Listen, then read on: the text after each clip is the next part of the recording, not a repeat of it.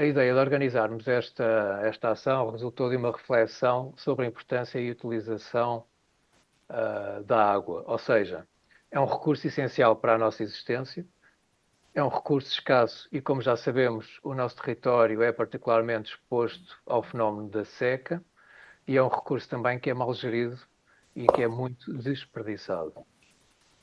Por isso, neste contexto, para continuarmos esta reflexão, convidamos duas oradoras para nos falarem sobre a água e para nos deixarem sugestões sobre o que podemos fazer para reduzir ou até eliminar o desperdício, para termos uma melhor gestão e uma maior eficiência hídrica dos recursos hídricos. Num primeiro momento, vamos ouvir sobre este recurso tão importante e depois vamos conhecer algumas boas práticas que nós já temos implementadas aqui na Fundação Inatel.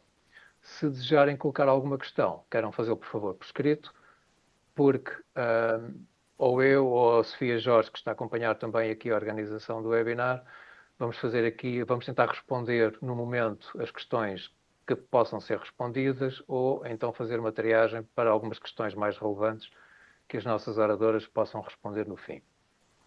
Passo então a apresentar aqui as nossas convidadas. Sara Correia é licenciada em Engenharia do Ambiente pela Faculdade de Ciências e Tecnologia da Universidade Nova de Lisboa e mestre em Engenharia Sanitária. É técnica da ZER, Associação Sistema Terrestre Sustentável, onde desenvolve trabalho de acompanhamento, influência e na implementação de políticas públicas na área de recursos hídricos a nível nacional. Tem acompanhado de perto os investimentos nacionais para a gestão da água de norte a sul, sobretudo na região mais a sul, porque é esta que mais sofre com a falta de água. Muito obrigado, Sara, por aceitar o nosso convite e muito obrigado também à Associação Zero por nos ajudarem a compreender esta questão da água e por estarem aqui presentes hoje e por nos mostrarem qual é o contexto dos recursos hídricos em Portugal, no nosso território, que nos afeta diretamente. Sara, não sei, nós ouvimos falar tanto de falta de água, ultimamente, nos últimos meses, tem chovido tanto. Podemos ficar agora à vontade? Já estamos numa situação confortável ou temos que continuar a sofrer com a seca? Bom, antes de mais, bom dia a todos. Quero agradecer à Fundação Inatel por nos ter convidado para estar aqui hoje a falar sobre este tema, sobre o tema da água. E em relação ao que o Luís acabou de dizer, esse é o maior erro que nós podemos cometer, é achar que estamos numa situação confortável e que podemos ficar descansados daqui para a frente.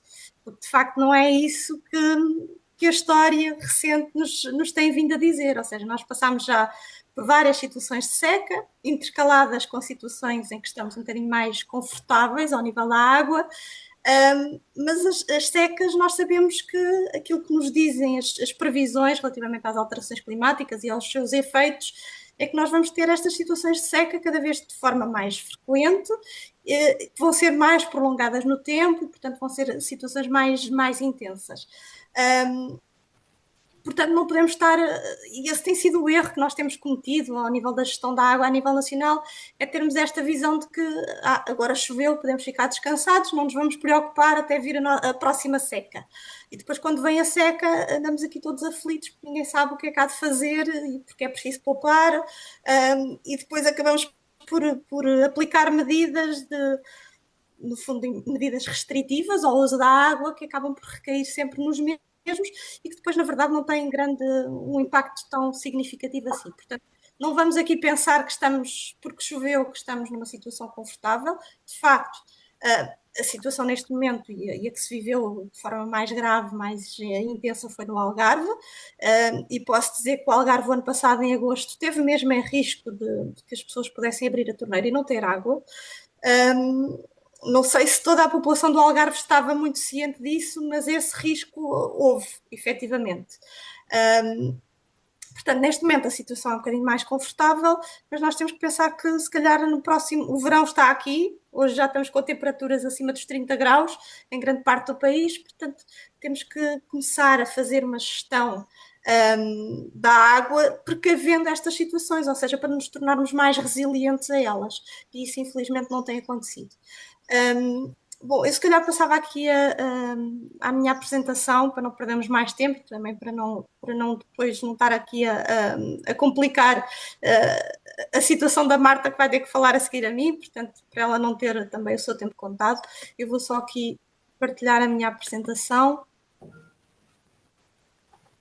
Ora, penso que neste momento já estarão a ver a minha apresentação, vou só colocá-la aqui em formato de apresentação, tirar aqui esta janelinha que me está aqui a complicar um bocadinho as coisas. Pronto, eu penso que se o Luís me puder confirmar se estão a ver Sim. a apresentação. Estamos a ver, estamos a ver, sim. Bom, eu vou começar por contextualizar, e peço desculpa, vou andar já com isto tudo para a frente, contextualizar aqui um bocadinho a Zero, o que é Zero, o que é que fazemos habitualmente. Ora, nós somos uma organização não governamental de ambiente, sem fins lucrativos, de âmbito nacional, que teve início no final de 2015, portanto fazemos este ano 10 anos de Zero. Inicialmente foi criada a partir de um grupo de 100 pessoas que decidiram unir-se em prol do desenvolvimento sustentável em Portugal. Nós temos como missão, e isto foi uma definição que nós fizemos recentemente, a nossa missão e a nossa visão para o futuro, temos como missão tornar a sustentabilidade o elemento estruturante das políticas públicas, ou seja, grande parte do nosso trabalho passa pela intervenção, pelo acompanhamento de políticas públicas, não só nacionais, mas também europeias, nas mais diversas áreas, ou seja, desde as alterações climáticas, energia e mobilidade, água e oceanos, biodiversidade, agricultura e florestas, solo e gestão do território, e depois temos aqui uma que é as sociedades sustentáveis e novas formas de economia, que aqui engloba, por exemplo, a economia circular, ou seja, nós neste momento estamos no formato de economia linear e pretende-se fazer uma transição para uma economia circular. Isto tem tudo a ver com a gestão de recursos, a gestão de resíduos, que está muito aqui nesta área das sociedades sustentáveis e novas formas de economia.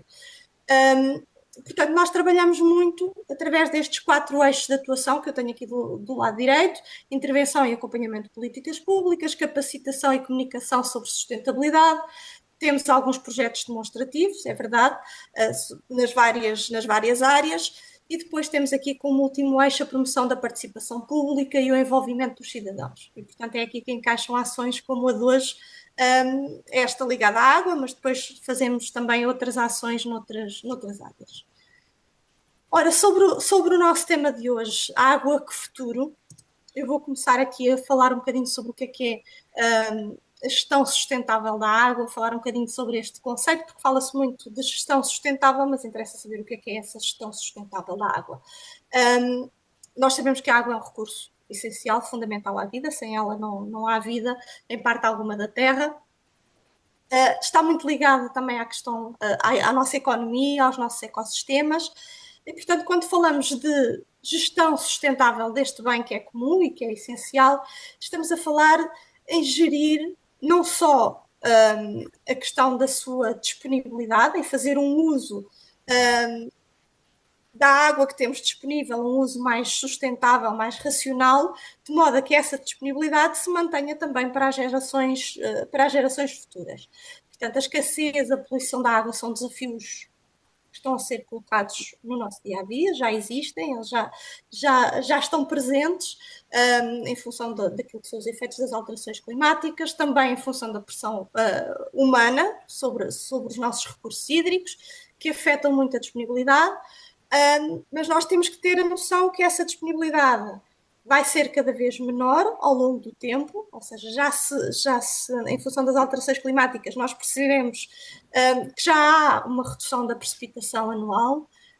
Ao longo dos últimos 20 anos houve uma redução em cerca de 20 a 25% daquilo que é a nossa precipitação anual, e prevê-se que até ao final deste século essa redução ainda seja mais acentuada, ou seja, pode-se reduzir ainda mais 20 a 25% até ao final deste século. Portanto, nós temos que começar a lidar com aquilo que será uma disponibilidade cada vez mais reduzida de água. Nós temos enfrentado desafios, Portugal enfrenta desafios muito específicos, já falei aqui há pouco sobre a situação do Algarve, nós temos secas cada vez mais prolongadas, temos uma desigualdade na distribuição da água entre o norte e o sul, e já vamos ver um bocadinho mais à frente como é que é feita, como é que ocorre essa distribuição da água a nível nacional. E isto causa aqui grandes desafios, ou seja, em gerir de forma sustentável essa água que temos de forma desigual no país. Portanto, começam-se aqui a colocar novas formas, novos conceitos de gerir esta água, para tentar combater um bocadinho esta desigualdade regional. E depois temos a questão do desperdício. Nós temos, por exemplo, perdas nos sistemas de abastecimento que rondam os 30% em média a nível nacional, mas temos municípios com 20% ou 15% de perdas e depois temos municípios com 30, 40, 50 e até mais, em termos de percentagem de perdas de água nas redes de abastecimento. E temos que fazer face a tudo isto. E isto é que, ou seja, esta gestão sustentável da água tem que ter todas estas questões em conta, desde a distribuição desigual, a questão das perdas, a questão das necessidades dos vários setores, o setor agrícola, o setor urbano, o turismo, tudo isso. Portanto, nós temos que saber jogar com todos estes fatores, de forma a gerir a água e daqui para o futuro, as gerações futuras possam também continuar a ter água disponível para aquilo que são as suas necessidades, não só as necessidades humanas, mas depois também as necessidades dos ecossistemas, que muitas vezes são esquecidas. Portanto, hoje, falando aqui só um bocadinho contextualizando aquilo que é a gestão sustentável e quais são os desafios que nós temos para fazer essa gestão de forma sustentável, hoje o objetivo será um bocadinho refletir sobre a gestão que é feita a nível nacional e o que é que nós podemos fazer para o futuro, para de alguma forma tentarmos gerir de forma cada vez mais sustentável a água. Portanto, eu estava aqui a falar há pouco da questão da disponibilidade. Nós temos que fazer então um uso responsável para garantir que a água continua disponível para as próximas gerações. Ao nível, temos aqui a questão da conservação, tem que haver aqui um equilíbrio entre aquele que é o consumo que nós fazemos e a capacidade natural que os ecossistemas têm de repor este recurso na natureza, sem esquecer também as necessidades dos próprios ecossistemas. Só para dar aqui um exemplo daquilo que são as necessidades dos ecossistemas, nós quando estamos em situações de seca, de escassez hídrica, fala-se muito como solução para essa seca, para essa situação de escassez, a questão do armazenamento, temos que armazenar mais água, é sempre apresentado como a solução, ou seja, a panaceia para o problema da seca e da escassez hídrica, mas isso esquece esta questão dos ecossistemas, é que nós ao armazenarmos, ao fazermos novas barragens, tudo o que fica ajudando, tudo o que fica para baixo dessa barragem deixa de ter a mesma quantidade de água disponível e muitas vezes estas barragens não têm sequer implementados aquilo que nós chamamos os caudais ecológicos, que são os caudais mínimos necessários para manter o funcionamento dos ecossistemas, para que eles possam funcionar de forma minimamente saudável, manter tudo aquilo que são os chamados serviços de ecossistemas, tudo o que os rios, as ribeiras nos podem fornecer enquanto serviços. Serviços ligados à água, mas depois temos outros serviços de ecossistemas que estão relacionados com os rios e com o funcionamento dos rios. Portanto, nós não podemos só olhar para as nossas necessidades, temos também olhar para as necessidades dos ecossistemas, porque se eles não funcionarem, também nós vamos sofrer com isso. Depois temos a questão da qualidade da água, ou seja, de evitar a sua contaminação, e a seca é um fator que agrava normalmente a qualidade das águas, porque se nós temos menos água disponível, vamos ter a sua qualidade, ou seja, a poluição mais concentrada, e portanto isto também tem vindo a agravar a qualidade das águas. Portanto, temos que assegurar não só que temos água com qualidade, em quantidade e com qualidade suficiente para depois podermos utilizá-la não só para o abastecimento humano, mas depois também para aquilo que eu estava a dizer há pouco dos ecossistemas poderem manter-se saudáveis para as gerações futuras. Em relação ao abastecimento humano, sabemos que quanto mais qualidade a água tiver, mais fácil será tratar essa água, menores custos terá o seu tratamento para depois poder ser utilizada para abastecimento humano. Aquilo que tem vindo a acontecer é que temos vindo a assistir a uma degradação dessa qualidade e, portanto, tratar água para abastecimento humano está a sair-nos cada vez mais caro, exige mais, tem custos maiores, seja do ponto de vista energético, seja custo com os equipamentos que é necessário, e agora está-me a faltar aqui a palavra, os reagentes que são necessários para tratar essa água, e, portanto, vai-nos ficando cada vez mais caro em função dessa degradação da qualidade. Depois temos aqui os desafios, os grandes desafios que temos pela frente em função das alterações climáticas, ou seja, os tais eventos extremos, as ondas de calor, fala-se muito nas secas e nas ondas de calor, mas as cheias também são um problema, normalmente também agravam a qualidade da água e muitas vezes causam problemas nos sistemas de abastecimento, nos sistemas de tratamento de águas residuais, e quer as secas, quer as cheias são cada vez mais frequentes e intensas. Portanto, tal como eu tinha dito, isto agrava a questão da qualidade, há um aumento da poluição. Temos depois também a questão da intrusão salina nos aquíferos, que também está a agravar a qualidade da água e a comprometer a sua qualidade também para o abastecimento humano.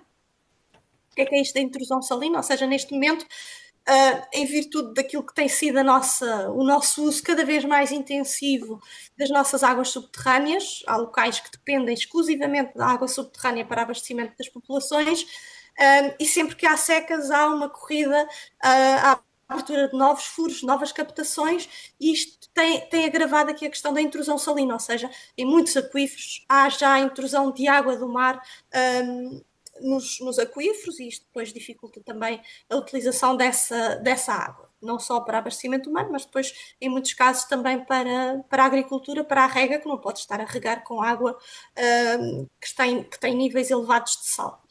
Depois, a questão da redução da disponibilidade. Eu já falei há pouco na redução da precipitação, que já acontece, tem vindo a acontecer ao longo dos anos, vai continuar a acontecer e que tem impacto sobre a recarga dos aquíferos, ou seja, nós estamos a ver alguns aquíferos em situação crítica, porque não há uma recarga durante o período de inverno, o período da chuva. Este ano, apesar de tudo, temos os aquíferos a conseguir recuperar relativamente, mas há alguns que estão já em situação tão crítica que será difícil eles reporem níveis de armazenamento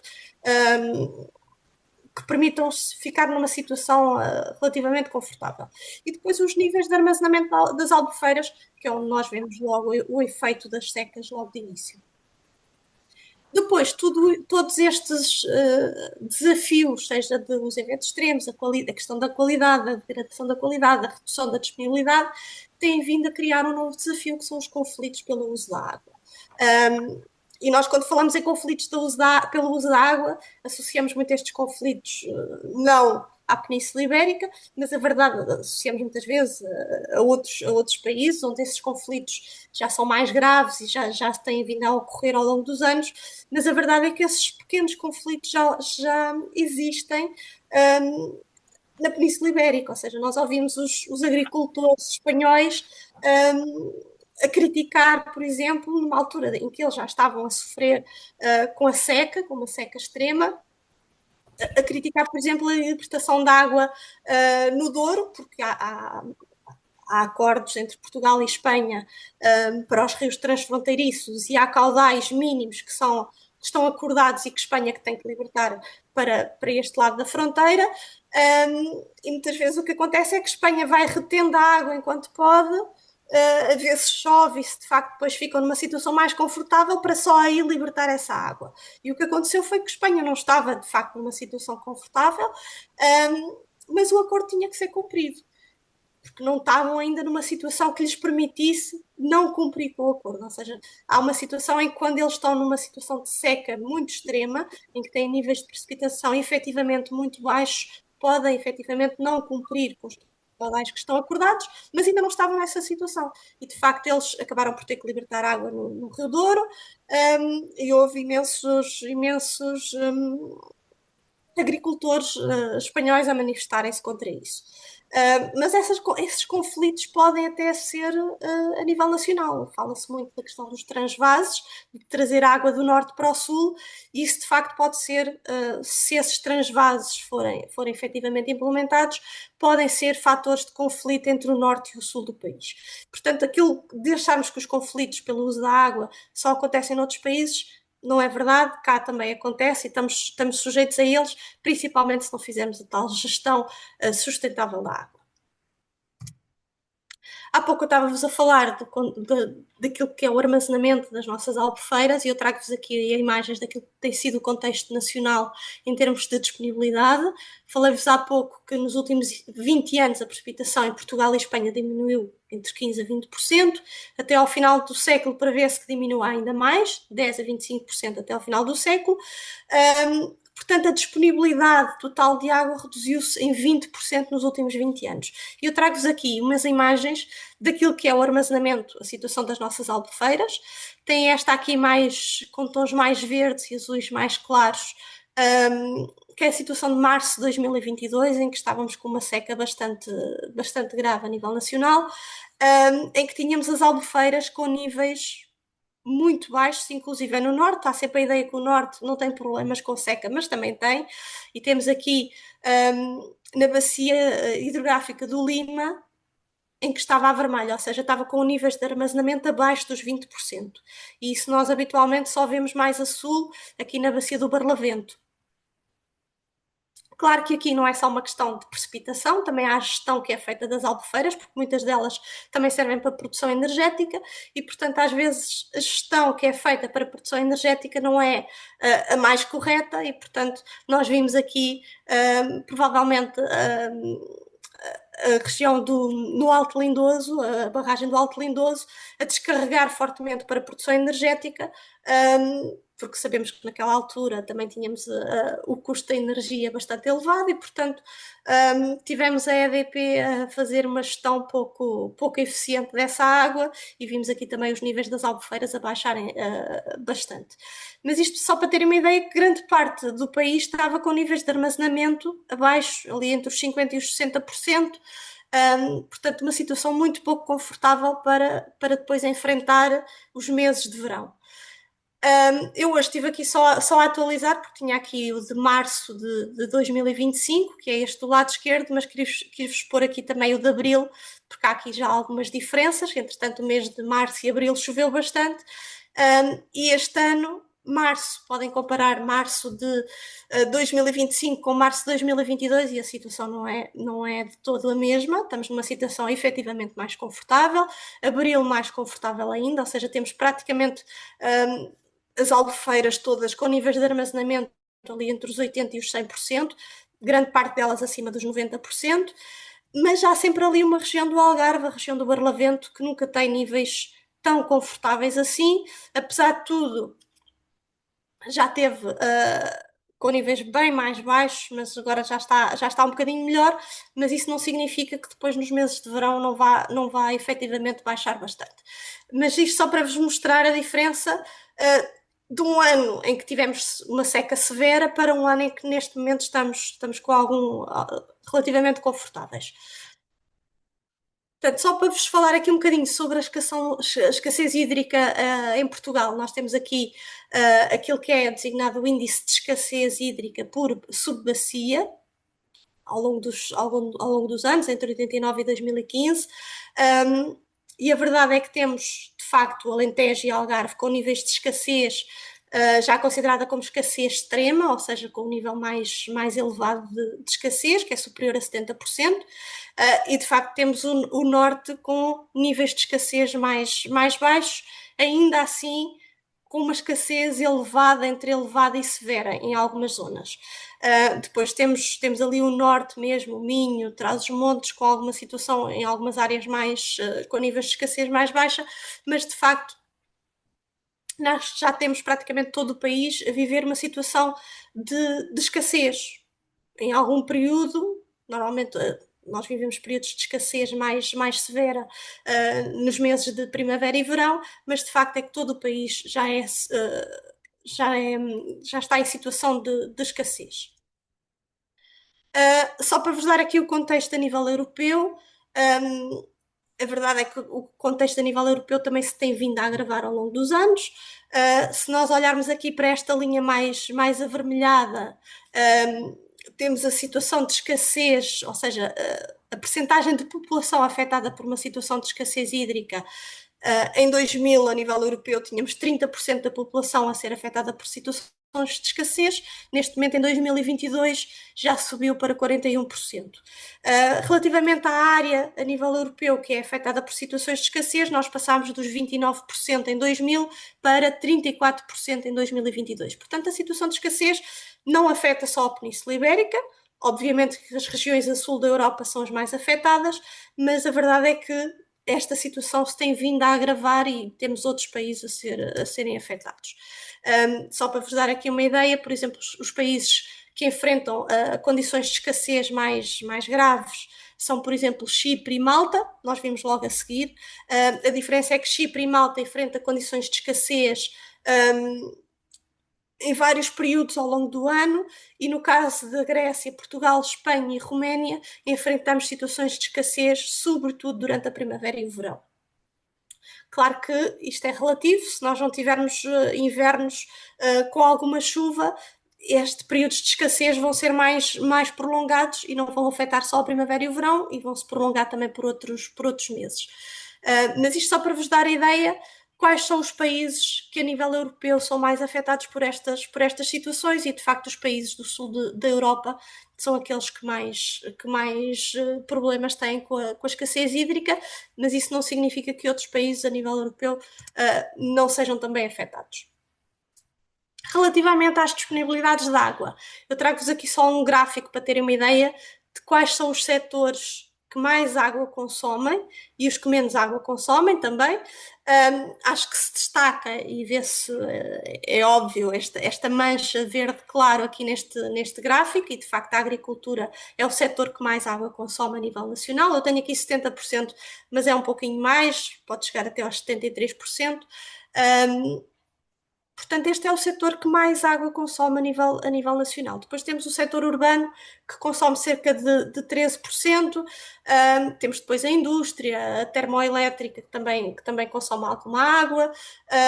Aqui não entra a hidroelétrica, porque é considerado um uso não consumptivo, ou seja, a água é turbinada, mas fica novamente disponível nos ecossistemas, para os ecossistemas poderem utilizar. Portanto, aí não entra nestas contas. Depois temos a questão da pecuária, que utiliza 1% da água que é captada a nível nacional, e o turismo, incluindo o Golfo, que utiliza também 1%. Eu estava aqui a pensar se estaria aqui tudo representado. Falta aqui um valor, só para terem uma ideia do que é que podem significar estes 70% da agricultura, que é o valor total de água que é captada a nível nacional, que são 6 mil hectómetros cúbicos, 6 mil milhões de metros cúbicos que são captados todos os anos. A agricultura consome 70% desse volume. Portanto, até é difícil termos uma ideia de quanta água isso é, porque de facto fala-se em milhões de metros cúbicos. Agora, em relação à qualidade, queria-vos só deixar aqui estas duas imagens. Uma, a do lado esquerdo, que está relacionada com a classificação do estado ecológico, com o estado ecológico das nossas massas de água. Eu, quando falo de massas de água, estou a falar de rios, de ribeiras, de alguns troços desses rios e dos seus afluentes. E também das águas costeiras e águas de transição, que são ali os estuários, o estuário do Tejo, o estuário do Douro, por exemplo, que são águas de transição. E só para terem uma ideia, aqui a nível de qualidade, isto tem várias categorias, em que o azul é o estado excelente, depois temos o verde, que é bom, temos o amarelo, que é razoável, depois temos laranjas e vermelhos, que são o medíocre e o mau. E se vocês repararem aqui relativamente ao estado ecológico, ou seja, que é a qualidade da água, que se refere nomeadamente à qualidade dos ecossistemas, para poderem sustentar, continuar a produzir serviços de ecossistemas e poderem sustentar a vida. Aquilo que nós vemos, apesar de tudo, temos aqui um grande número de massas de água em bom estado ecológico, em excelente. Não sei se temos aqui algumas, também a qualidade deste gráfico não permite identificar aqui os azuis, mas posso dizer que são muito poucos a nível nacional. Depois temos aqui muitos amarelos, muitos laranjas e alguns vermelhos, nomeadamente ali na região do Tejo, por exemplo. Alguns vermelhos também mais a sul, no Sado e no Mira, por exemplo. Portanto, isto só para ter uma ideia de qual é que é a qualidade das nossas massas de água de norte a sul. Depois o estado químico, ou seja, que tem a ver com a poluição dessas massas de água, com a presença de algumas substâncias. a classificação é entre o azul, bom, e depois temos aqui o insuficiente, que já está mais a vermelho, e de facto continuamos a ver aqui algumas manchas a vermelho, mais a norte, também aqui o Tejo sempre muito afetado por questões de poluição. Portanto, isto só para ter uma ideia que de facto nem todas as nossas massas de água estão de facto em bom estado, e nós temos que até ao final de 2027 devíamos estar a cumprir com aquilo que é a meta designada pela Diretiva Quadro da Água, que era termos todas as nossas massas de água em bom estado ecológico até ao final de 2027. Claro que vai haver prorrogações, como sempre, porque dificilmente nós vamos conseguir alcançar essa meta até 2027. Depois, só para vos dar aqui uma ideia, e vou passar este muito rapidamente, isto mostra-nos as nossas massas de água com estado global bom ou superior a bom, e isto são dados dos nossos planos de gestão de região hidrográfica, que são elaborados de 4 em 4 anos, e a verdade é que se nota aqui, tanto nas águas superficiais quanto nas águas subterrâneas, nota-se aqui um agravamento, ou seja, nós temos menos massas de água entre o primeiro ciclo de planeamento, que foi em 2012, e o terceiro ciclo de planeamento, que foi em 2021, sensivelmente. Os últimos planos só foram publicados recentemente, mas a verdade é que tem havido um agravamento do estado das nossas massas de água. Infelizmente, não estamos a evoluir no bom sentido, estamos mais a evoluir no sentido inverso, e, portanto, cada vez, em vez de nos aproximarmos da tal meta de termos as massas de água com bom estado, a verdade é que estamos a andar no caminho inverso. E depois temos aqui este gráfico de baixo que mostra por região hidrográfica, não vou estar aqui a detalhar, mas só para terem uma ideia que, infelizmente, a qualidade, o bom estado global das nossas massas de água, nós não estamos a atingir a velocidade que deveríamos estar, e estamos, infelizmente, a caminhar no sentido inverso. Só para terem uma ideia da qualidade das massas de água a nível europeu, ainda que não estejamos numa boa situação, não somos de facto o país que está em pior estado, tem as suas massas de água mais poluídas. O centro da Europa está efetivamente em pior estado, mas pronto, costuma-se dizer que com o mal dos outros também nós podemos bem, portanto temos é que olhar também para nós e tentar trabalhar para contrariar esta tendência de agravamento. Só falar aqui das principais pressões sobre as nossas águas nos vários setores. Temos, por exemplo, na agricultura, a questão dos pesticidas, dos fertilizantes, dos plásticos de uso agrícola. Cada vez mais temos utilização de plásticos na agricultura, que depois acaba por ficar nos solos e vão acabar por contaminar as águas também, para além da questão dos microplásticos, que ficam eternamente quer nos solos, quer nas águas. Depois, no setor urbano, temos o problema dos detergentes, dos fármacos e dos microplásticos, para além de todas as outras formas de contaminação. Eu coloquei aqui estes porque nós temos também agora em vigor uma nova diretiva europeia, que é a Diretiva para o Tratamento das Águas Residuais Urbanas, que nos vai colocar aqui novos desafios. Desafios não só ao nível do tratamento dessas águas, que vão ser desafios mais exigentes, ou seja, nós vamos ter que ter processos de tratamento mais exigentes para remoção de fármacos, de microplásticos, de micropoluentes que estão presentes nas águas residuais urbanas, que efetivamente as tecnologias que temos hoje disponíveis não permitem remover esses micropoluentes, mas que vamos ter que começar a trabalhar nesse sentido. Portanto, vai ser exigente não só do ponto de vista técnico, mas exigente também do ponto de vista económico, do ponto de vista financeiro. Depois temos a indústria também a contribuir com metais pesados, com químicos tóxicos, com vários tipos de micropoluentes. Eu incluí aqui as PFAS, ou seja, são as chamadas substâncias químicas eternas, que são extremamente difíceis de remover e que estão presentes em todos os artigos do nosso dia-a-dia, em tudo aquilo que nós possamos utilizar, desde dos utensílios de cozinha, por exemplo, as frigideiras que têm aquela película antiaderente, têm PFAS. Por exemplo, os nossos casacos impermeáveis, eles são impermeáveis porque têm PFAS. Estão presentes em todo o tipo de artigos que se possa imaginar, e não estão só a contaminar as nossas águas, estão também a contaminar-nos a nós, e portanto nós estamos diariamente expostos a este tipo de micropoluentes. Depois temos a pecuária, que também tem impacto, não de forma tão direta, ou seja, não temos muitas vezes descargas diretas nas massas de água, mas a agricultura e a pecuária afetam de forma, são as chamadas as descargas poluentes diretas e depois as descargas difusas, ou seja, a poluição difusa, que está muito ligada à agricultura e à pecuária, com vários tipos de poluentes. Ou seja, no caso da pecuária temos aqui os efluentes, que poluem diretamente as massas de água, mas também poluem diretamente porque depois são muitas vezes utilizados para adubar, para fertilizar os solos e que depois acabam também por se infiltrar nas águas subterrâneas e, portanto, tem aqui alguns problemas ao nível da qualidade. Agora, focando aqui um bocadinho na área do turismo, e eu vou tentar acelerar, porque provavelmente já estou a ultrapassar aqui o meu tempo. Temos a questão da eficiência hídrica no setor do turismo e da restauração. Eu coloquei aqui o turismo e a restauração porque são áreas onde a Fundação Inatel atua, e onde interessa saber como é que podem ser mais eficientes. Portanto, tem que se investir em tecnologias eficientes, autocolismos de dupla descarga, que podem ajudar a reduzir significativamente o consumo de água, as torneiras com sensores, que também diminuem muito o desperdício de água. Depois temos cada vez mais a necessidade de reutilizar água, e que ainda é uma questão muito incipiente em Portugal, ou seja, nós só reutilizamos pouco mais de 1% da água residual que é tratada a nível nacional e temos que também trabalhar esta área. Podemos ter sistemas de captação de águas pluviais, há sistemas de reutilização de águas cinzentas, ou seja, águas dos banhos, águas de lavar as mãos, que podem ser tratadas localmente e utilizadas depois para os autocolismos, por exemplo, ou para regas. E isso permite também poupar muitos litros de água todos os dias.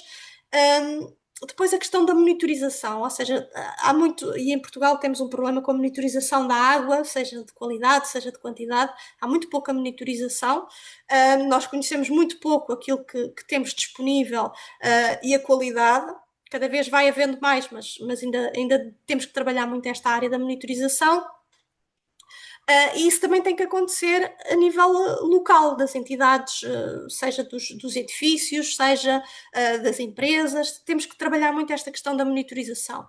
Ou seja, identificar possíveis perdas de água, possíveis fugas em tempo real para depois podermos atuar mais rapidamente e reduzir essas perdas. Portanto, sensores de fluxo, software que permite identificar fugas, tudo isso é importante para reduzir os desperdícios e aumentar a nossa eficiência.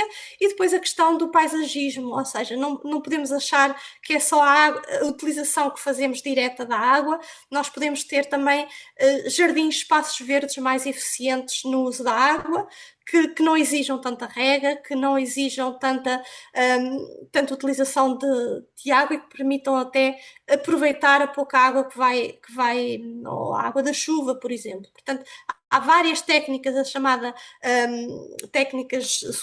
soluções de engenharia natural, que nos permitem ter jardins mais eficientes e que permitam também ajudar até a própria recarga de aquíferos.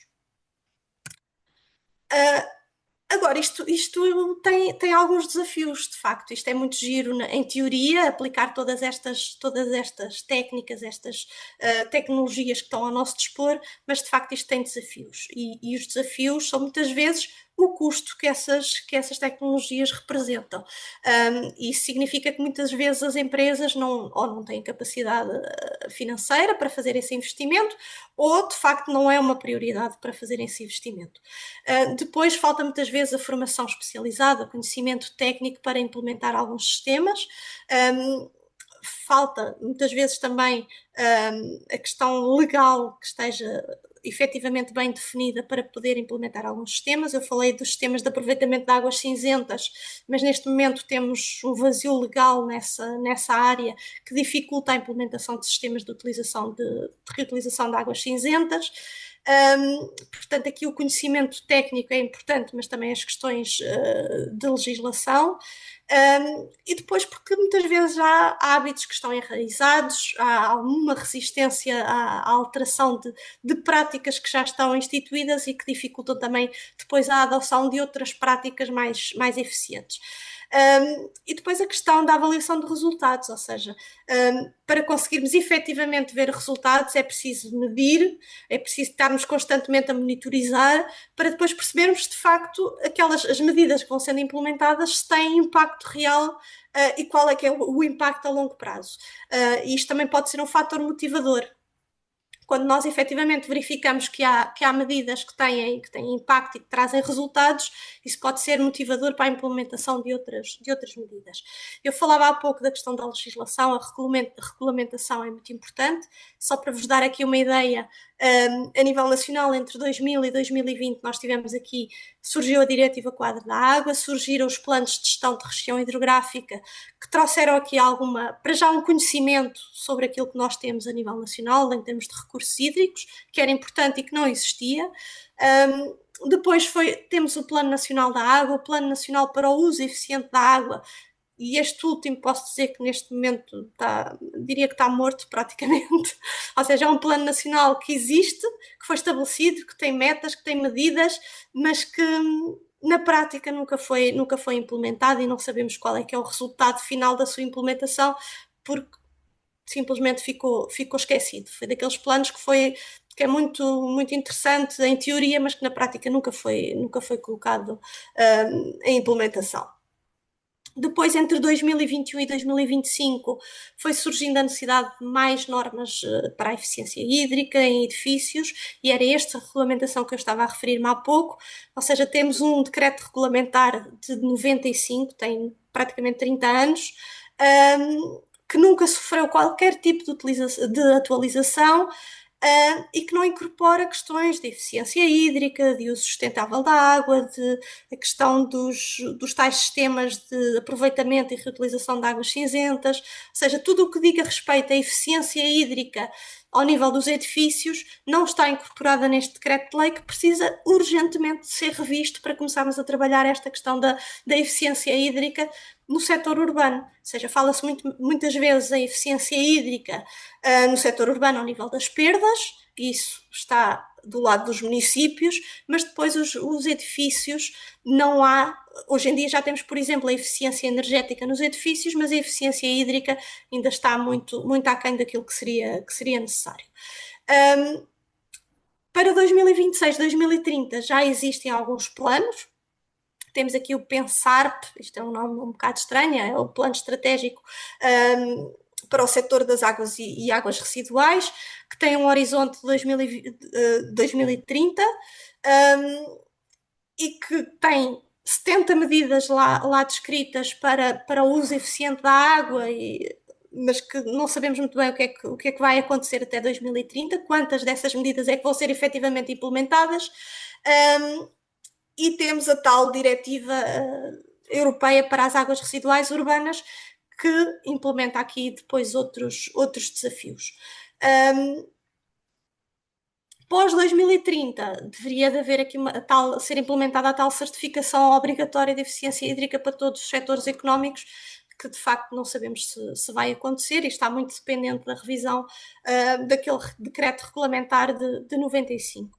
Portanto, isto é o que temos em termos de regulamentação e que vamos ter que seguir pelo menos até 2030, mas que provavelmente vai prolongar-se para além de 2030 e que nos impõe desafios grandes até lá. Só aqui em jeito de resumo, o que é um futuro sustentável para a água, o que é que nós precisamos? Precisamos de continuar a sensibilizar, seja nas escolas, nas empresas, nas comunidades, sobre aquilo que é o valor da água, as práticas de conservação da água. Precisamos de inovar, ou seja, precisamos de continuar a inovação em tecnologias de reutilização, de uso eficiente da água. Precisamos de apostar muito nas soluções de base natural, que já se aplica em praticamente toda a Europa e que nós ainda estamos muito a dar os primeiros passos. E precisamos efetivamente continuar a colaborar, ou seja, precisamos daquilo que é a governança da água, que deve de incluir todos os setores, entre empresas, governo, sociedade, para termos de facto aquilo que é uma gestão integrada da água, que muitas vezes não acontece, ou seja, é visto setor a setor e não há de facto uma gestão que integre todos os setores. E depois a questão da regulação, ou seja, nós precisamos efetivamente de políticas que incentivem a conservação da água e que penalizem efetivamente o desperdício, porque não basta andarmos aqui a sensibilizar, porque se nós estivermos dependentes unicamente da sensibilização e tudo isso, dificilmente nós vamos alcançar resultados. Ou seja, nós precisamos efetivamente ter políticas que incentivem o uso mais eficiente da água. Pronto, eu terminava aqui a minha apresentação e peço desculpa se me estiquei um bocadinho no tempo que utilizei. Deixo só aqui, muito rapidamente, o nosso Facebook, as nossas redes sociais, se tiverem curiosidade de saber um bocadinho mais sobre a Zero, o trabalho que desenvolvemos e, quem sabe, até tornarem-se associados da Zero. Obrigado, Sara. Nós, no final do webinar, ainda hoje, vamos enviar um e-mail para todos os que estão aqui presentes, com alguns dados sobre a eficiência hídrica, sobre o consumo da água. Enviamos também algumas sugestões, algumas dicas sobre como podemos melhorar o nosso consumo de água e incluímos também os vossos contactos, os contactos da Associação Zero, para quem tiver mais interesse em aprofundar o conhecimento sobre a Associação e sobre estes temas, também é possível. Muito obrigado. Nós, na Fundação Inatel, também, e este webinar vem um bocado nessa sequência, temos tido também aqui uma preocupação especial e cada vez mais, uma preocupação cada vez mais interessada pelo consumo que nós fazemos de água, porque a Fundação Inatel tem uma rede hoteleira com 15 unidades, 15 hotéis. Temos uma rede de balcões também muito extensa, estamos presentes em todo o território nacional e para nós o consumo da água é uma parte relevante da nossa atividade e que nos causa também alguma preocupação, seja porque nós queremos manter um recurso que é muito importante e que é fundamental para a nossa existência e até também para a nossa atividade, como também numa perspectiva da própria atividade, porque quanto menos água consumirmos também, em termos económicos, não é só em termos ambientais e sociais, em termos económicos é também muito importante que nós tenhamos uma gestão eficiente da água.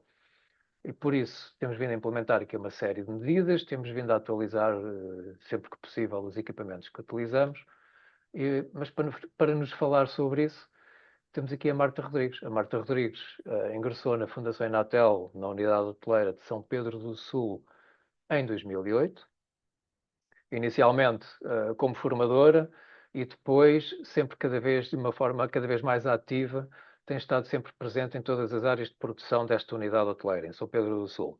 Atualmente exerce funções como chefe de produção, assumindo também as áreas da sustentabilidade, HACCP e segurança no trabalho. Para quem não está tão dentro deste contexto, o HACCP é a gestão ou a análise de perigos e controle de pontos críticos no hotel. Na parte da sustentabilidade, na perspectiva da sustentabilidade, a Marta tem sido a pessoa no hotel que tem contribuído muito, de uma forma muito interessada e muito empenhada para a implementação de boas práticas no hotel em São Pedro do Sul e tem conduzido também um processo no sentido de obtermos a certificação social e ambiental deste hotel. Também, obviamente, não descurando o trabalho de todos os outros colegas no hotel, mas a Marta tem sido a pessoa que tem dado a cara por este esforço e tem sido uma colaboração preciosa por parte da Marta Rodrigues. Marta, quer falar-nos de como o hotel em São Pedro do Sul, o Inatel São Pedro do Sul, tem vindo a aumentar a eficiência no uso da água? Ok, muito obrigada, antes de mais, a todos pelo convite e pela participação e agradecer o desafio para a apresentação dos nossos desafios e soluções aqui na nossa unidade hoteleira. Eu vou partilhar aqui a minha apresentação.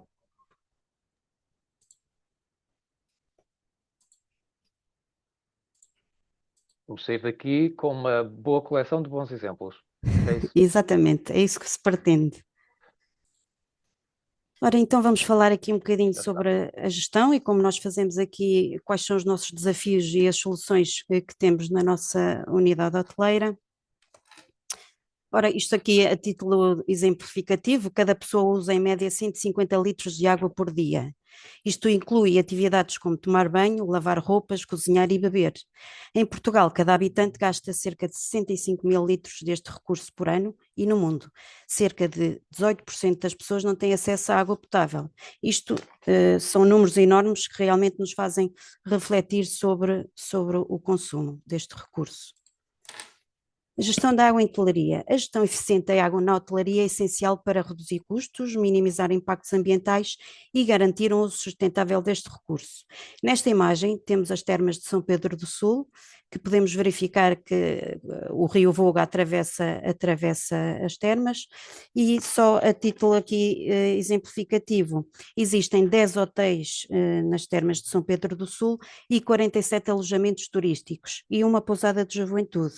Em 2024 tivemos, no global, aqui na área, tivemos 150 mil dormidas no concelho, ou seja, temos aqui portanto, uma boa ocupação e uma boa relação entre números das pessoas. Entretanto, estratégias hoteleiras, de facto nós todos podemos contribuir para a sustentabilidade. O nosso hotel está situado junto ao rio Voga, pelo que a gestão deste recurso, desta água, não só deve considerar o consumo eficiente, mas também a preservação da água do rio Voga. A unidade está situada no coração das termas de São Pedro do Sul. Além do rio Voga, a nossa água também é reconhecida pelas suas propriedades terapêuticas. São Pedro do Sul dispõe de um centro de saúde e bem-estar com tratamentos de água com efeitos benéficos no tratamento de doenças reumáticas, respiratórias e da pele e massagens de relaxamento. Ou seja, além da água em si, também possuímos aqui água termal que possibilita tratamentos terapêuticos.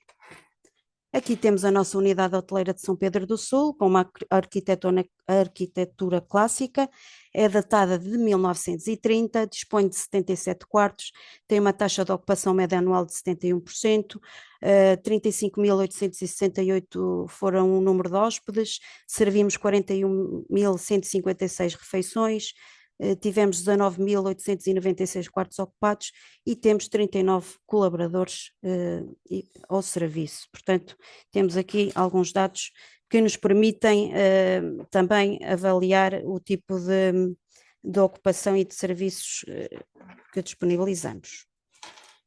Agora, falaríamos aqui sobre as nossas estratégias gerais para utilizar e preservar a água, ou seja, isto aqui são 7 pontos que depois mais à frente podemos detalhar com situações mais específicas.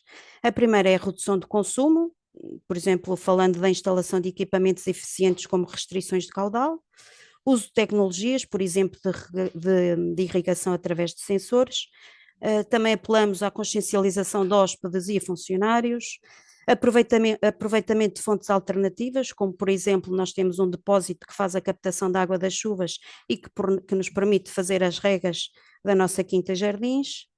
Também a gestão eficiente de manutenção preventiva e tratamento de dados é muito importante, sobretudo com a monitorização dos consumos, e que estamos sempre atentos, consciencialização e envolvimento na comunidade dos hóspedes e dos trabalhadores, e também aproveitamento geotérmico que está em fase de projeto. No caso de São Pedro do Sul, temos um projeto de execução para aquecimento das águas sanitárias com a água termal.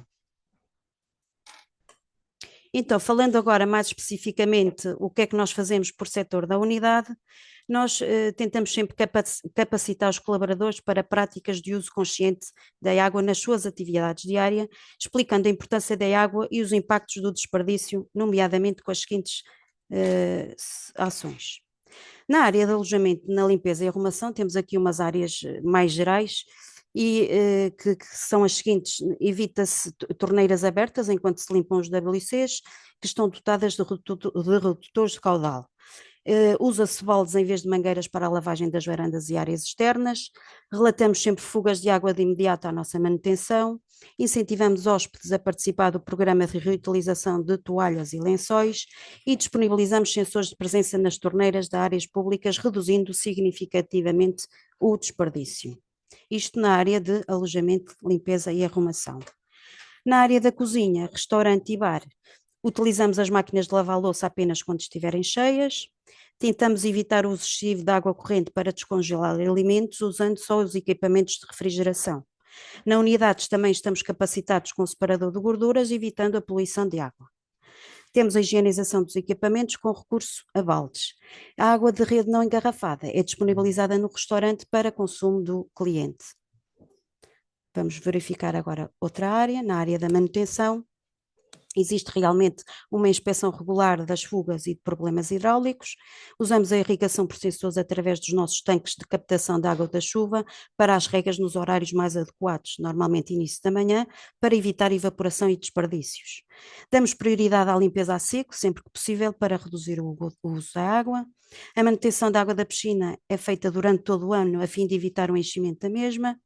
E tentamos reduzir o consumo com a instalação de equipamentos eficientes através da utilização de torneiras e descargas com restrição de caudal.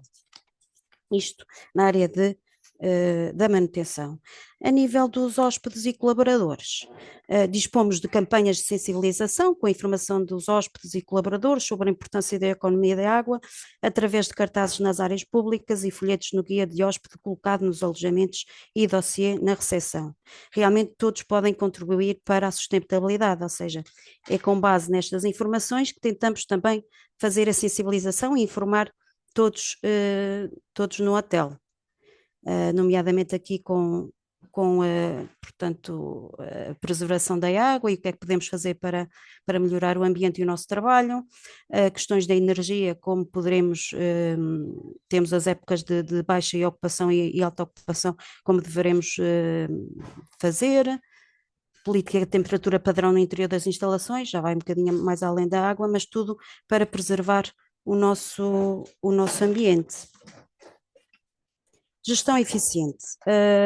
De facto, nós apresentamos os dados sobre o consumo de água aos colaboradores da unidade. Além de nós preenchermos os formulários dos consumos e resíduos, o consumo de água é sempre referido aos nossos colegas, no fim de saber, este mês consumimos mais, o que é que se passou, será que existe alguma fuga? Portanto, sempre na tentativa de verificar e controlar o que é que se terá passado para aquele consumo. De facto esta monitorização de consumo através da inscrição na plataforma interna permite-nos realmente avaliar os consumos e de facto o tratamento dos dados, a manutenção preventiva e as boas práticas podem reduzir os custos operacionais, melhorar o ambiente e contribuir para a preservação dos recursos hídricos. Como eu já falei, São Pedro do Sul e as termas são, portanto, temos a passagem do Rio Voga pela nossa área e, de facto, existe um envolvimento da comunidade, nomeadamente em passeios guiados através do percurso nas margens do rio. Existe um centro náutico nas termas de São Pedro do Sul, com atividades na água e também prevendo sempre minimizar o impacto na fauna e flora local. Aqui realmente é possível observar pato real, corvo marinho, garças, corujas, é rico em fauna aquática, como por exemplo as lontras, amieiros, feto real, carvalhos, são alguns exemplos da flora existente nas nossas margens e também na nossa quinta e jardins. Falamos aqui do aproveitamento geotérmico que inicialmente eu falei, ou seja, em São Pedro do Sul o aproveitamento geotérmico iniciou-se há 3 décadas, ou seja, existem já alguns hotéis que já fazem este aproveitamento. O Polo das Termas, em funcionamento desde 2001, dispõe de uma central geotérmica para climatização e aquecimento das águas sanitárias de 2 balneários termais e de 2 hotéis.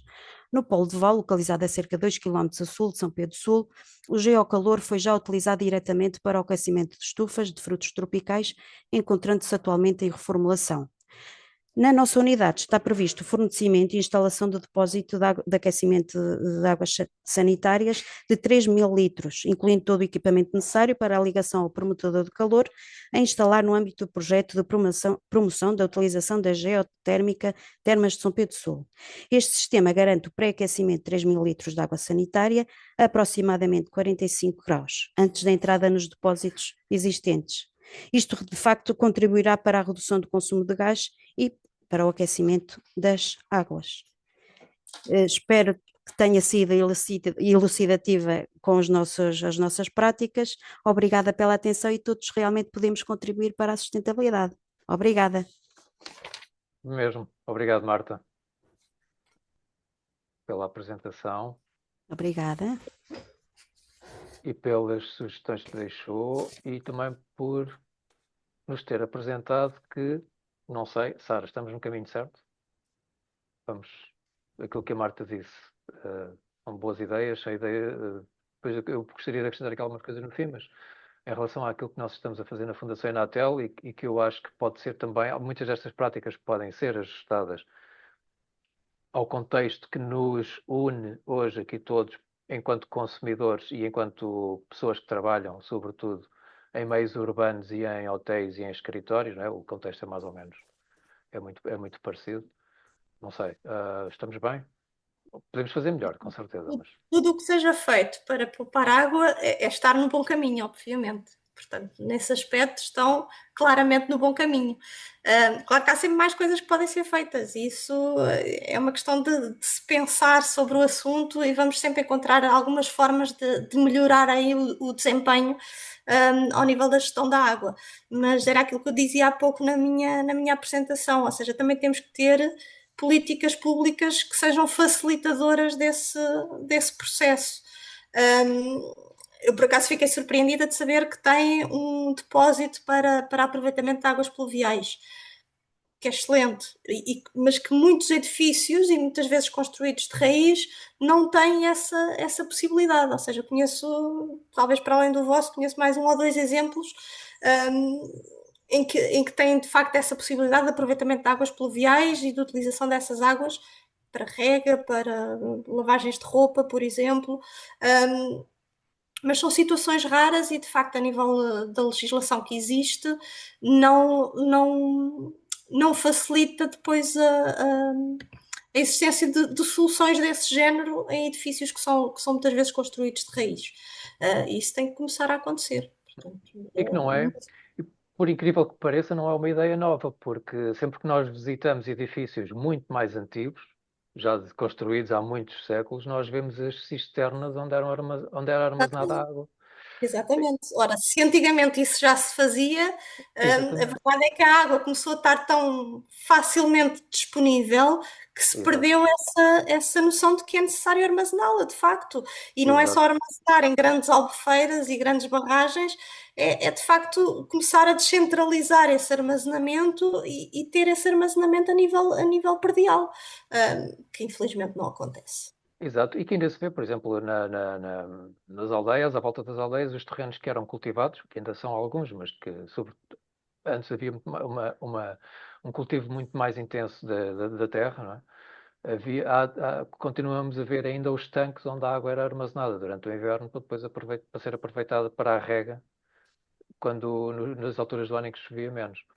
Por exemplo, no Aquilo que se nosso... tem visto, e peço desculpa interromper, aquilo que se tem Não, não. visto não só na questão da água para consumo, mas no tratamento de águas residuais, na produção energética, tem-se caminhado muito no sentido de centralizar este tipo de serviços. Ou seja, cada vez mais nós temos tudo centralizado em grandes estações de tratamento de águas, em grandes estações de tratamento de águas residuais, grandes centrais de produção energética, e nós temos que começar, se calhar, a fazer. Isto cria-nos desafios grandes. E temos que começar a trabalhar um bocadinho no sentido inverso, ou seja, de descentralizar todo esse tipo de coisas, ou seja, descentralizar para sermos também mais autónomos, obviamente, mas para facilitar também um bocadinho este tipo de serviços, porque hoje em dia eu falei há pouco da questão da nova diretiva para as águas residuais urbanas, e vai ser um desafio imenso cumprir com aquela diretiva, porque nós vamos ter que ter, hoje em dia as estações de tratamento de águas residuais têm um tratamento primário e tratamento secundário e, quanto muito, um tratamento terciário. As maiores, porque as mais pequenas às vezes ficam só pelo tratamento primário e secundário. Não vou estar aqui a detalhar o que é que são estes tratamentos, mas isto só para dizer que a nova diretiva inclui a necessidade de ter tudo o que seja aglomerados populacionais com mais de 2.000 habitantes passarem a ter tratamento terciário, e depois aglomerados maiores passarem a ter tratamento quaternário. O tratamento quaternário é a tal remoção de micropoluentes. Isto tem custos muito elevados. Claro O que que é importante nós significa, começarmos a remover esse tipo de poluentes, claro, mas de facto isto tem custos enormes, porque nós temos ali águas residuais que estão concentradas e que têm grandes quantidades desse tipo de poluentes. Se nós tivermos tratamento mais descentralizado, ou seja, pequenos aglomerados terem o seu próprio tratamento de águas residuais, nós não vamos ter que cumprir com esse tipo de exigências, e será mais fácil tratar as águas residuais. E há pouco eu estava a falar do aproveitamento de águas cinzentas. Isto tem que começar a ser instituído a nível nacional, o aproveitamento e tratamento localizado das águas cinzentas. Porque nós podemos aproveitar essas águas, não faz sentido hoje em dia nós estarmos a colocar água potável que nós podemos beber em autocolismos para depois ser descarregada diretamente no sistema de águas residuais. Ou seja, o que faz sentido é nós aproveitarmos essas águas cinzentas, dar-lhes algum tipo de tratamento para reduzir riscos, obviamente, porque há questões de saúde pública que têm que ser consideradas, mas tudo o que vá para sistemas de rega, para autocolismos, ser este tipo de água que não tem que ter uma qualidade excelente, e que pode ser aproveitada. Portanto, nós temos que trabalhar estas soluções mais descentralizadas. Não Deixei estamos de a ouvir. ouvir. Está com o microfone desligado. sim. Estava a dizer que se nós já começamos a ter em alguns pontos do país, no verão sobretudo, algumas restrições ao uso da água, seja na rega, seja na lavagem dos automóveis, por aí fora, esse aproveitamento das águas cinzentas pode resolver isso, não é? E não precisamos de recorrer, por exemplo, a soluções. Teremos, mais cedo ou mais tarde, teremos que recorrer a elas, mas como a dessalinização da água do mar, é mais difícil do que nós aproveitarmos as águas cinzentas e por isso nós Mais temos uma solução, difícil e temos soluções tem mais custos próximas. mais elevados. E tem custos mais Exato, elevados, muito mais pois tem. elevados. Não E, só, e, por exemplo, e no que caso da encarece, dessalinização. encarece a água e encarece a nós consumidores é bastante mais. Exatamente, ou seja, não Pronto. é só o equipamento que é caro de construir e caro de manter e a água cara de tratar, mas é Uhum. depois o impacto que tem na nossa fatura mensal da água, não é? Claro E que nós sim, passamos claro a que vida sim. a queixar-nos que pagamos muito de água, quando na Exato. verdade as nossas faturas, Claro. nós estamos a pagar 3 serviços que estão incluídos na fatura da água. Uhum. Enquanto que, por exemplo, uma fatura de eletricidade, nós só estamos a pagar a eletricidade e quanto muito o gás, que pode ser estar na mesma fatura, mas no caso da água nós estamos a pagar o serviço de recolha e tratamento de resíduos, o serviço de recolha e tratamento de águas residuais e o serviço de abastecimento de água. Portanto, quando nos queixamos da fatura da água, temos que ter também em mente que estamos a pagar 3 serviços naquela fatura e não só um. É mesmo. Portanto, Sara, isso também é se me importante. permite, se calhar abrir agora aqui a oportunidade. Marta, ia dizer alguma coisa? Desculpe. Não, não, só estava Não. a ouvir. Pronto, e abrir agora aqui a oportunidade para alguém que queira colocar alguma questão à Sara, ou à Marta, ou às duas oradoras, às duas convidadas. Não sei se alguém quer colocar alguma questão.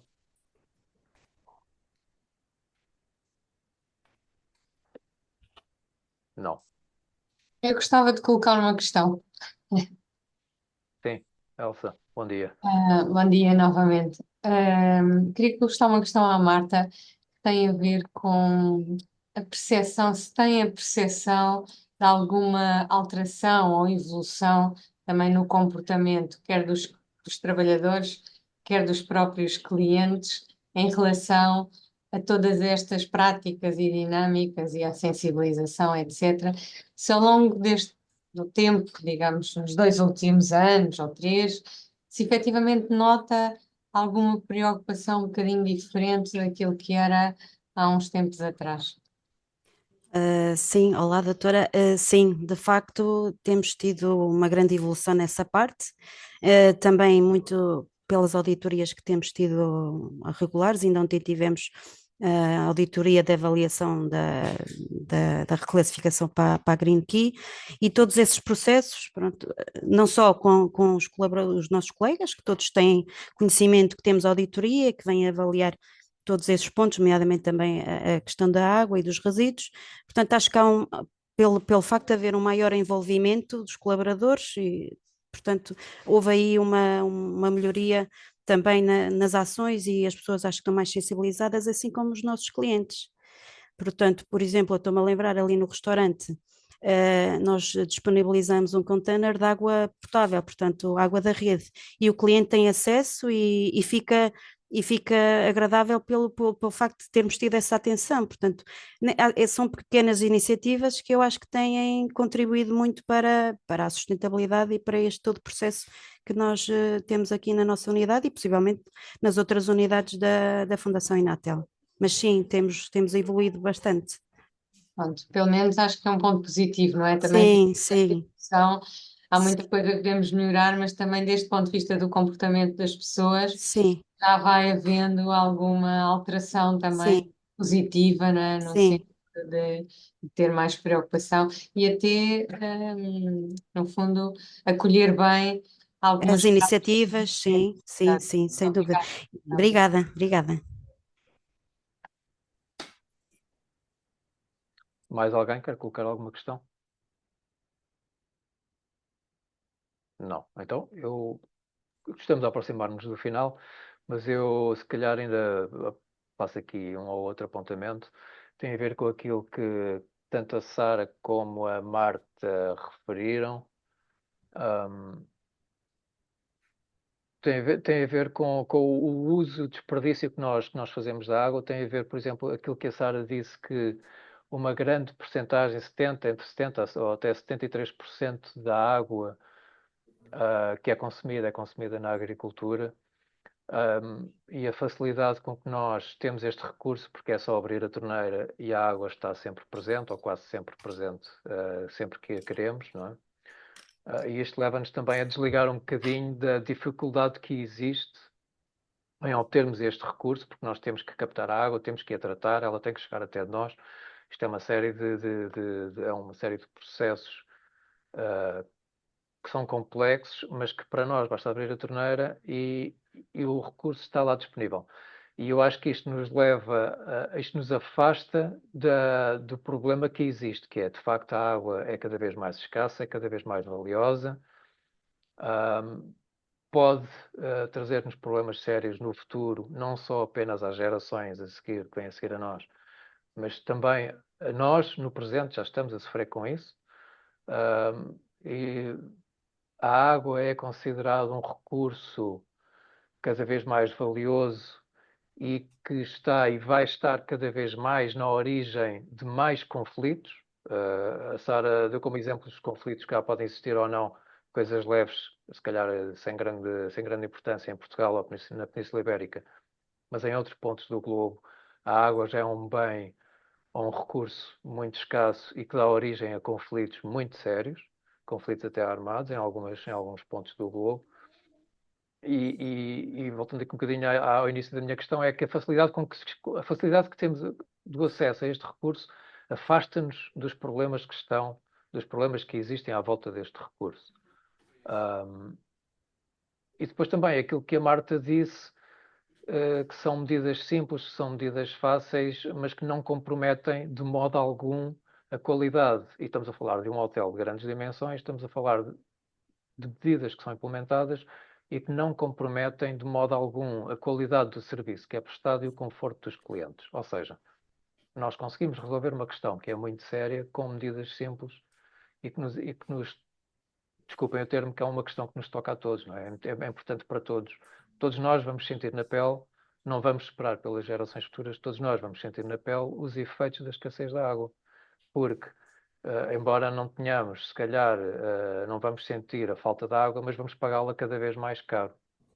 Agora, Sara, aqui em jeito de conclusão, como é que nós podemos, de facto, ficar mais sensibilizados para a escassez da água e para a importância deste recurso? Porque nós estamos muito afastados da ideia de que, de facto, temos um problema sério em mãos, mas não sentimos isso. Nós abrimos a torneira e a água está sempre presente. Não é? Exatamente. E talvez esse seja bom, por um lado, obviamente, que é bom termos a água disponível, mas pode ser até parte do problema, porque a facilidade de acesso que nós temos à água dificulta a percepção do problema, exatamente.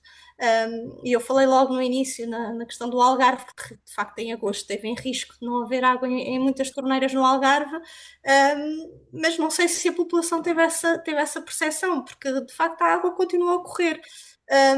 Mas de facto nós já temos em Portugal algumas situações em que de facto durante o verão algumas populações isso não acontece.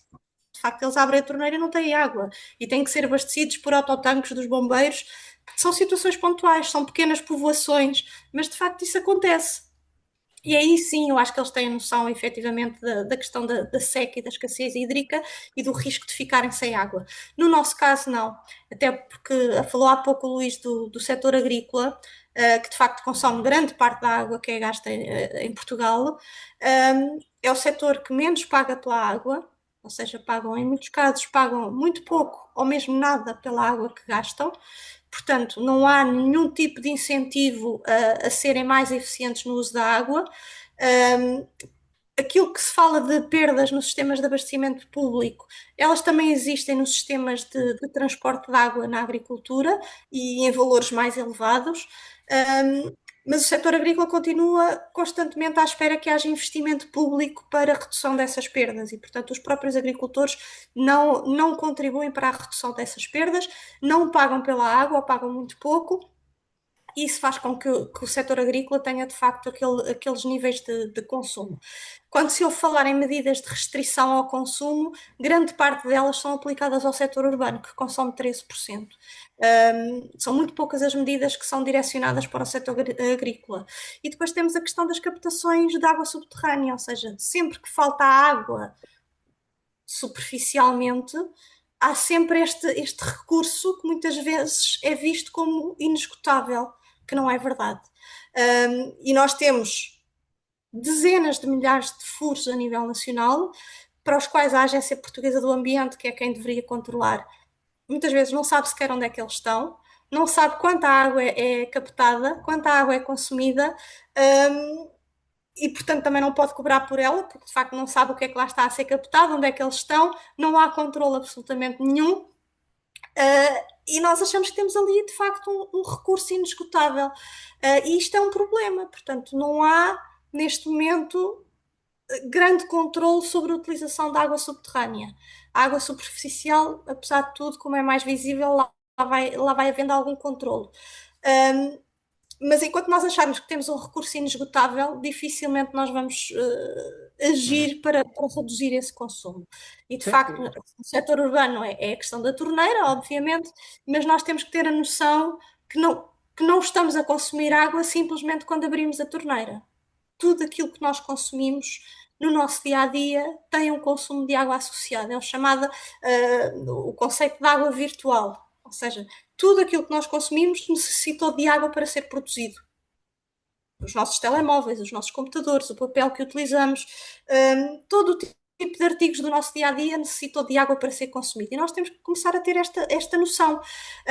E fala-se no consumo de água por parte da agricultura, que nós muitas vezes não temos essa noção, porque chegamos ao supermercado e os alimentos estão ali disponíveis, portanto, não nos passa pela cabeça o percurso que fizeram até chegar àquele supermercado, até nós os irmos consumir nas nossas casas, e portanto todo esse percurso que eles fizeram tem um consumo de água associado, desde a sua produção até o seu transporte, a sua refrigeração, tudo isso tem um consumo de água associado. E nós temos que ter isso em mente, e às vezes são muitos litros de água que estão associados à produção de um alimento ou à produção de um artigo. Posso dar como exemplo, por exemplo, uma folha de papel A4, para ser produzida tem associado um consumo de 10 litros de água, por exemplo. E nós nunca temos essa noção. Um telemóvel tem associados muitos litros de água para ser consumidos. 1 quilo de maçãs, sei lá, um chocolate, fala-se muito da pegada hídrica de vários artigos. O chocolate é aquilo que tem a pegada hídrica mais elevada, o chocolate, a carne, por exemplo, tem pegadas enormíssimas, pegadas hídricas. E nós temos que começar a ter este conceito em mente quando consumimos, quando adquirimos, quando compramos alguma coisa, porque também isso representa um consumo de água. E nós muitas vezes compramos, vamos ao supermercado e neste momento há alimentos que nós temos disponíveis durante todo o ano no supermercado. mas eles não se produzem cá durante todo o ano, portanto eles têm que vir de algum lado. E para eles virem desse lado, muitas vezes do outro lado do mundo, foi preciso transportá-los, refrigerá-los durante muito tempo. E, portanto, isso é água que nós estamos a consumir. E temos que pensar também quando compramos esses alimentos. Ou seja, há aqui uma série de coisas para além de fechar a torneira quando lavamos os dentes, para além de pôr a máquina a lavar só quando está cheia.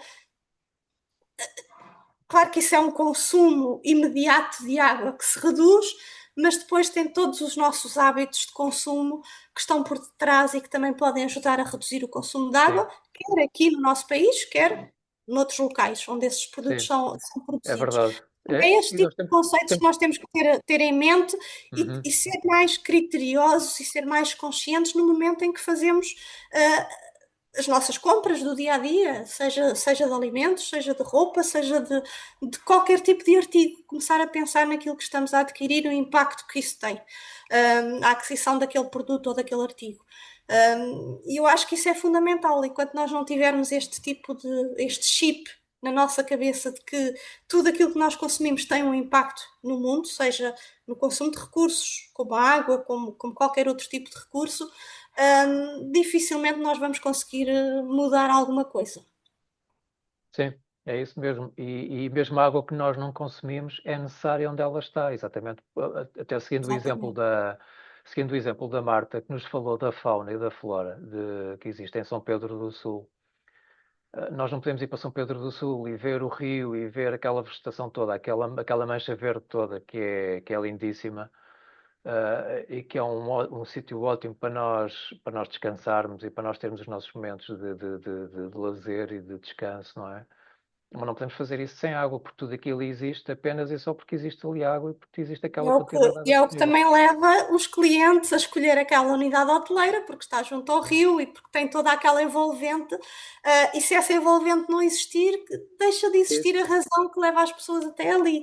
Portanto, isso também é importante preservar. São os tais chamados serviços de ecossistemas, entre os quais a paisagem, que é importante preservar e da qual nós usufruímos e, portanto, cabe-nos a todos também contribuir para a sua preservação.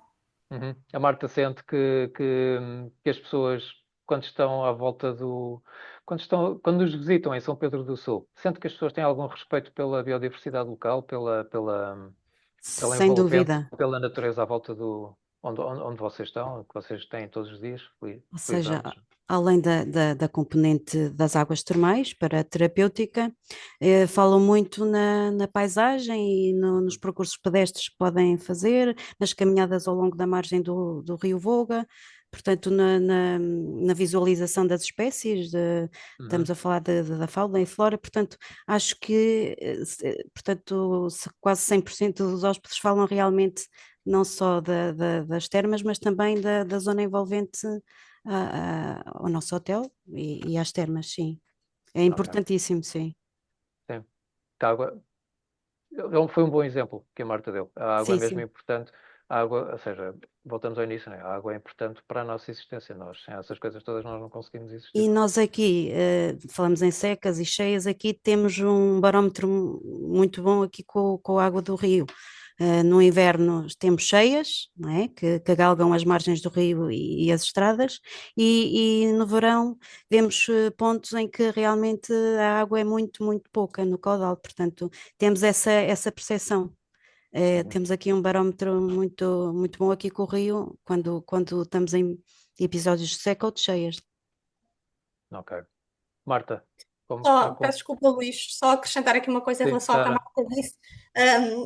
Nós não podemos achar é que as secas e as cheias não são situações também normais, Sim, elas sim. sempre claro. existiram. No caso das cheias, a questão é que muitas vezes os equipamentos humanos são afetados porque nós temos a tendência de nos aproximar dos rios com os nossos equipamentos, com os nossos edifícios e depois sofremos as consequências. Mas de facto, as secas e as cheias, elas são naturais, sempre aconteceram e vão continuar a acontecer. A questão agora é que passamos a ter em algumas situações mais extremas, ou seja, de secas mais severas, de cheias mais intensas e mais rápidas, em alguns casos, mas só deixar a nota de que estas situações, apesar de tudo, apesar de serem muito visíveis, são naturais e sempre aconteceram, e é esperado que continuem a acontecer. Agora, o que nós não desejaríamos é que elas se agravassem a tal modo que impossibilitassem ou dificultassem depois a nossa continuidade neste mundo, como é óbvio. Isto, no Claro que fundo, sim, foi não, quase um sim. alerta, não é? É um alerta, ou seja, quando nós abrimos a torneira e não sai água, aí é que nós damos. Realmente a água é importante, temos que fazer alguma coisa para isto não acontecer, não é? E aqui o que se passa é, muitas vezes, a água do rio, nós vemos pouco caudal ou muito, e aí temos, não é? Valorizamos, olha, realmente temos que valorizar este recurso porque o rio está-nos a mostrar isto. Pronto, é sensibilizarmos pelo que se passa no Rio. Pronto, foi nesse sentido que eu fiz essa afirmação. Pronto. É isso mesmo. Pronto. Agora estando mesmo aqui na hora do final, acho que posso terminar aqui com uma mensagem de otimismo, não é? Porque se nós tivermos algum cuidado, se tivermos um consumo responsável e, sobretudo, sensato da água, nós temos futuro, a água tem futuro, isto não é o fim do mundo, nem perto disso. E acho que podemos conseguir poupar água e ter uma água, continuar com água com muito boa qualidade. Deixar aqui um apelo para não beberem tanta água engarrafada e beberem mais água da rede, porque assim também se poupa. Por cada garrafa de água engarrafada que nós consumimos, gastamos 4 vezes mais água do que aquela que está na garrafa, seja na produção da garrafa, seja no tratamento da água que está dentro da garrafa. Faço aqui um apelo para a água da rede em Portugal. É de uma qualidade ótima, é excelente e não tem microplásticos, ou pelo menos não tem tantos micropoluentes. Também é muito melhor para a saúde e por isso deixo esse apelo aqui, essa sensibilização. Hoje, por coincidência, também celebra-se hoje um mês depois do apagão. E durante o apagão muitas pessoas ficaram sem água, também que nos sirva de aviso para termos alguma água em casa, nem que seja para nos aguentarmos em casa durante um dia, 2 dias, 24 horas, 48 horas, com alguma água em casa para beber, porque não podemos estar tão carentes ou tão dependentes da ideia de que vai ficar tudo bem, está sempre tudo bem e que as falhas técnicas na nossa tecnologia não acontecem e que estamos sempre salvaguardados de tudo e sempre com tudo à nossa disposição. Sara, 1 segundo, 10 segundos, quer dizer alguma coisa mais? Não, só dizer que de facto muitas vezes sou portadora de más notícias, infelizmente, mas pronto, também não quero deixar a ideia de que o mundo está a acabar. Pronto, Não é, obviamente, não era isso que eu queria cada um dizer. tem que fazer a sua parte, só isso. E Não, é isso não, é que nós temos que ter essa consciência. eu não quis dizer isso. Eu defendo que nós temos que ter contacto com o problema, porque se nós não conhecermos o problema, não vamos fazer nada para resolvê-lo. Nós temos que ter contacto com o problema e temos que saber qual é a realidade em que vivemos. Não é? Infelizmente aqui na Zero temos às vezes uma visão um bocadinho pessimista das coisas, porque vemos tantas coisas más a acontecer ao mesmo tempo, que de facto às vezes é difícil não transmitir também um bocadinho essa ideia. Mas sim, temos que de facto alertar para os problemas, as pessoas têm que estar conscientes dos problemas para depois poderem agir em conformidade. Claro que sim. Claro que sim. E muito obrigado por fazerem esse trabalho. Marta, quer concluir? Muito rapidamente. Marta, não tem o som ligado. Agradecer a todos e agradecer também o desafio lançado para mostrar aqui a nossa unidade e as iniciativas que desenvolvemos. E pronto, e todos realmente podemos contribuir para a sustentabilidade, é mesmo assim, não é? É isso mesmo. Pronto, também resta-me a mim agradecer a vossa presença e estamos às portas do verão. Poupem água, por favor, e visitem São Pedro do Sul e fiquem alojados no Natal São Pedro do Sul. Tá? Muito obrigado a todos. Obrigada, Bom dia, Obrigada. pessoal. obrigada, Bom dia a obrigada. todos, Bom obrigada. dia. Bom dia. Muito obrigada. Gostei muito. Obrigado. Até à próxima. Até breve.